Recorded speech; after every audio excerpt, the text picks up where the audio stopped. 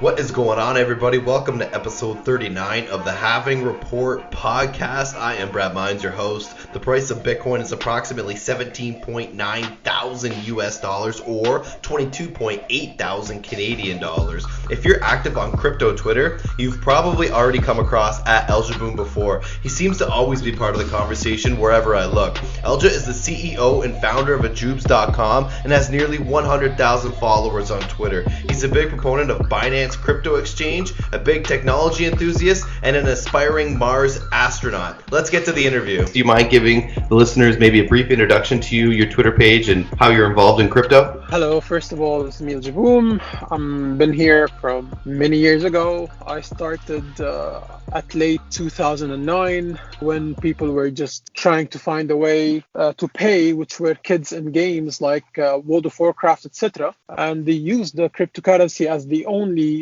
easy payment gateway because else they have a PayPal or Visa or MasterCard, which is not really something can be achieved by a teenager. So yeah, I had it at that time and then I sold it early. I left, then I came back at 2016. I'm coming from a technology, engineering and business background for more than 20 years of experience. So it was gaming that got you into cryptocurrency at first? You said you play World of Warcraft? Yeah, I believe Bitcoin started as a gaming. I mean, the only people who were looking at it at that age are kids and geeks, let's say. So what other types of games? Are you just a World of Warcraft kind of guy, or you're into other World games of Warcraft, CSGO, Dota, LOL. I used to be a PC gamer, not a PlayStation gamer, yeah. I just got my first Oculus Quest VR headset. Have you ever tried VR? But VR is a technology? Yes, I've been in it. VR, AR, hologram, all of this, I've been in that technology itself. I've developed things as well into that technologies. Okay, do you want to expand on any of the technologies that you've helped implement? It has nothing to do with crypto because till now I don't think VR, AR as augmented reality or hologram is being used. I believe there are some projects now they start using AR and VR with a blockchain as a payment, because usually they are mixing between the real industry and the blockchain to enable the usage of a token and to find a way to raise easier and faster and scalable funds and having fans all over the world. I believe that's why they're using VR or AR, but as a blockchain using VR and AR, I don't think it's really related. But yeah, to issue a token, etc., and making it into a blockchain with a use case, that's why they're using AR, VR. What makes you stay in the cryptocurrency space? Did you have like that aha moment with Bitcoin?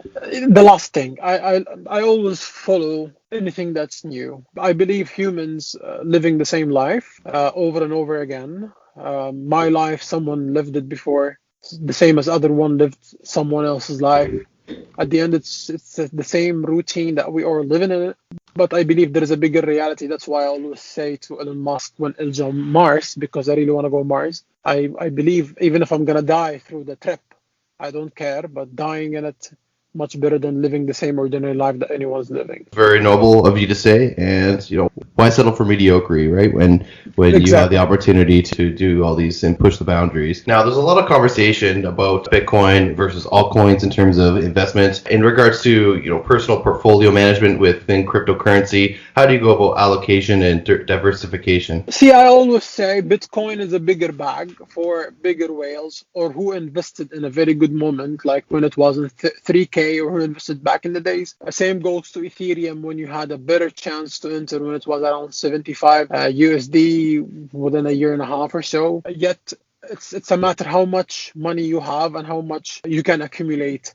Definitely, as much as you buying projects that they are in top 50, you are top 100, etc., you have a less risk chance. The risk is always there, but it's a less risk than investing in something brand new or etc. But of course, investing in the new ones, again, high risk, high gains. It means if it worked, you will be from the early people that you make a high gain as well. So you have to mix. I believe you have to mix your profiles between different ideas, between different supplies, and between different old and new projects. And then you go YOLO. That's life. In the past, I've seen you interacting with, Janice and John McAfee, and now John's in prison. Do you have any thoughts or comments around that? I always say McAfee is a character. He's different, and regardless, some people see him as a good, some people see him as bad. I see him as a unique character and something that it's really, really nice to know and learn from. He will survive. That's what all can say. I mean, McAfee always survive, and nothing stops him. And yeah, I mean, he is a survivor. I cannot say more than that. Right. Yeah, it'll be interesting, and how this plays out with McAfee and the coming bull run, and how he was so verbal during the last. I wish he was there. Oh man! Once it's happening, yeah. Yeah. Now, I also see you're a big proponent of Binance crypto exchange. Why do you think Binance is such a good tool, and does it have any competitors that you're aware of that offer the same amount of quality services? I don't believe, no. The question is, Binance started even after many other exchanges. It wasn't the first. It was at late 2017. It started something like that. But there are unique things about Binance that many other exchanges do not want to understand. And one of them is having CZ himself engaging with people. Regardless, some people hate him, some people are liking him. You will never find someone that everyone likes him. But at the end, I believe Binance is a big asset to this space. If you looked at the majority of tier 1 exchanges, they might be stronger than Binance in China. But globally, they are trying to compete. I always say there are only few exchanges that are on the global scale, and I believe Binance is the one leading. It doesn't mean it might stay forever, but today it is the one leading. Today is the one adding asset to this space.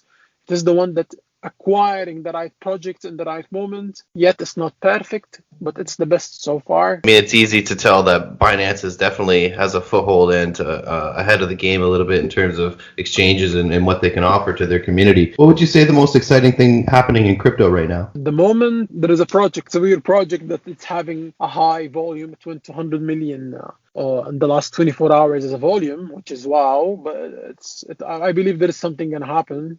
It is a rebase project, and there is not even one rebase that actually managed to be long or mid-term successful. This one, it's a bit different, but I believe there is a huge question mark going to happen very soon, and my eyes are watching. I believe there is something going to happen with this project, and people will go mad. What is the project? It's not really. I don't want to say names because then they're going to consider me as a FUD, but it's obvious. It went to 100 million volume, so within 24 hours, so everyone can see that. Oh, yes. Okay. I don't know, the team is anonymous and everything, but there is a big question mark might happen there. See, okay, so we can go from there based on that information. Yeah. Do you anticipate the big price movements in the next 12 months or so, like many people in the industry are predicting? Let's be honest. All people are predicting, or like technical analysts, etc. They cannot do anything in this space. The factors are too much. It's not like a real trade assets. It's way different here. So I don't even find anyone. And I mean anyone can actually forecast or predict anything for the crypto space. But everyone is bullish. I don't care about all this. All I see that there is a mass adoption. There is a mass adoption. Is it going more to real industry? It is going more to real industry. There are so many retards happening at the moment? Yes. But at the end, we are moving to that direction. Now, the question is, would that last? Would that one day change fiats? Definitely it will. Whether you like it or not, it will. I saw that you were involved in some of the same ERC20 tokens that I was interested back in, that came out in 2017, 2018. Both of us are interested in doc.com, and we've discussed it before, but not really in depth. But have you abandoned your faith in some of those projects that came out back then? Definitely I did, yes. Because at the end, it is a business model. Mm-hmm. And for an example, when you say doc, I used to be one of the people that I supported, etc. But then I saw a different path they went through. Suddenly they changed everything to Latino or Mexican. I don't know the language actually. But at some point they went all their tweets in Mexican or Latino. I mean, when you do something like that, it means you are actually ignoring your entire type of investors. So you're just, I mean, why don't you think better? Respect the investors, respect your business, and make a new Twitter account for Spanish or Mexican, but not changing your official channel, which is in English, to a different language totally, and you are expecting people to go to Google Translator and translate every and each tweet. It doesn't make sense. So there are less experienced movement that can kill anything. Everyone can. It's easy to stay on to be on top, but it's really difficult to stay on top, and that's something that I admire CZ, because he managed to move on top until now to stay on top. That's really complicated. It's not easy to achieve that. So many projects that we believed in, they made mistakes. Um, Maybe they meant to do it, or they made it because of lack of the experience over the business industry. Of course, it affected their business and lost the interest. So that happens, yes. Yeah, definitely. I've become more of a maximalist myself over the bear market, with a more of a Bitcoin position than anything else, for sure. Can you tell me just about your website and the services that you offer? Basically, in Eljaboom, we do the normal things like AMAs, marketing packages, etc. But we do other things like we do businesses review. Our team, most of them, I think only the community managers, etc., they are the unemployed people. The rest, everyone is employed. I'm an employee myself. I work every day. I go to office, come back to office, I get a paycheck because I don't want to cash out. I want to always add inside the space rather than pulling out. Plus, I'm having connections, etc. I love to keep that, and I like to work because it's a new challenge every day and new different things you do. And that gave me and my team the experience to study things, to help projects. Even sometimes we fund projects if they are legit, their idea is great. They are, most important, they are dedicated to the job, because most of the people I've seen in this space, as soon as they start to make some money, they go to lazy mode, and dedication is the key of success. Because if you don't even have the enough experience and you have the dedication, you will learn because you have the ego to learn and the dedication to make that happen.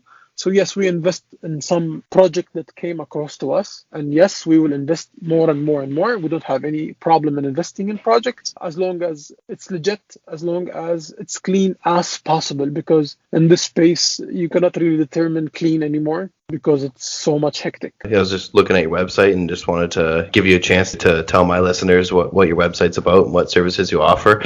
Now, I'm getting to the end of my questions here, so I just want to open the floor for you. If there's any words of wisdom or any other comments you want to make about Bitcoin or the cryptocurrency space that might be value to me or my listeners, or if not, maybe just let us know where we can follow you and learn more. I will always say things I tell myself. Guys, everyone make mistakes.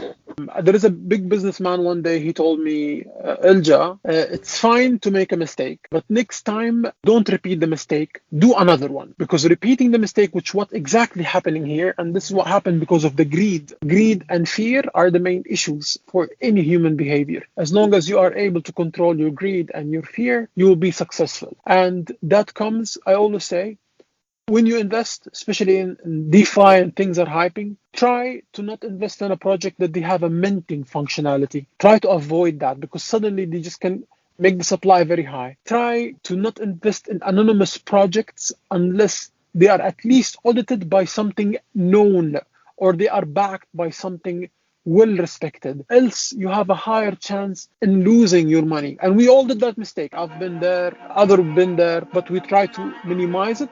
Because at the end, it's not only you losing the money or winning the money. We are trying to help this business to become mature. We're trying to help this business to have more and more people who are actually want to build something beautiful. That's what I always want to have and want to see, even though it's becoming impossible. But again, no one loses hope. And just let us know where can we follow you and to learn more about you. At Eljaboom, everything at Eljaboom. ELJABOOM. All right. I want to thank you for your time today, and I'll be in touch. Thank you very much, sir. Thank you for listening to episode 39 of the Halving Report podcast. Please smash the like and subscribe button. Subscribe on your podcast platform of choice. Let me know what you thought in the comment section, and we'll see you back next time.